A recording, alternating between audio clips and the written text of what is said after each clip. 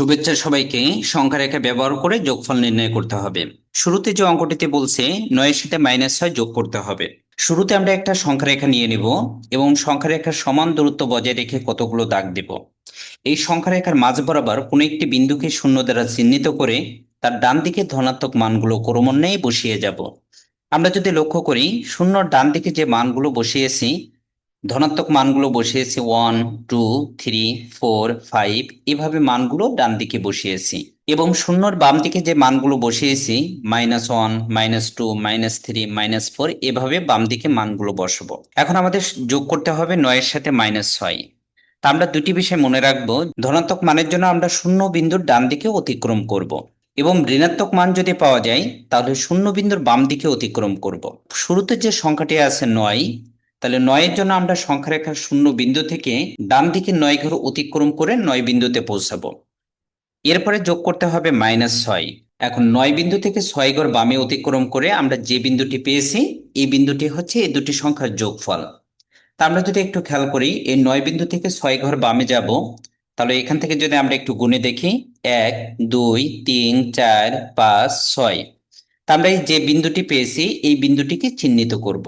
তাহলে আমরা বলতে পারবো 9 এর সাথে -6 এর যোগফলটি হলো 3।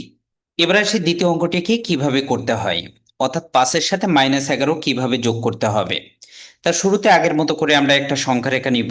প্রথম সংখ্যাটি হলো 5, অর্থাৎ 5 বোঝাতে সংখ্যা রেখার শূন্য বিন্দু হতে 5 ঘর ডানে অতিক্রম করে আমরা 5 বিন্দুতে পৌঁছাবো।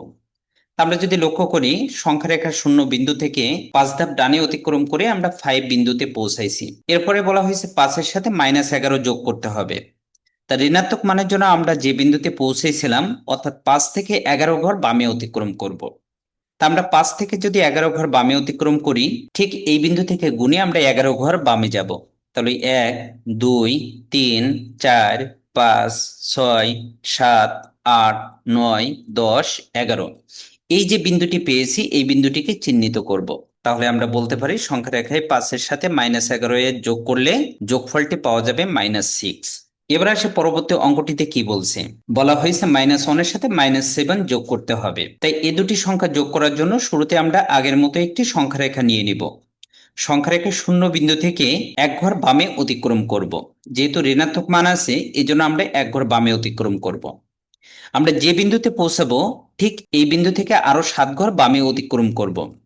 তা আমরা ঠিক যদি গুণে এখান থেকে দেখি, 1, 2, 3, 4, 5, 6, 7, আমরা 7 ঘর অতিক্রম করার পরে যে বিন্দুটি পাবো এই বিন্দুটিকে চিহ্নিত করব। তাহলে বলতে পারি সংখ্যা রেখায় -1 এর সাথে -7 যদি যোগ করা হয় তাহলে যোগফলটি পাওয়া যাবে -8। সর্বশেষ অঙ্কটি হলো -5 এর সাথে +10 যোগ করতে হবে। তো এই দুটি সংখ্যা যোগ করার জন্য পূর্বের মতো করে আমরা একটি সংখ্যা রেখা নিয়ে নিব। শুরুতে আমরা সংখ্যা রেখার শূন্য বিন্দু থেকে 5 ঘর বামে অতিক্রম করে -5 বিন্দুতে পৌঁছাবো। এই যে -5 বিন্দুতে পৌঁছানোর পরে আমাদের 10 ঘর ডানে অতিক্রম করার পরে যে বিন্দুটি পাবো এই বিন্দুটি আমাদের যোগফল।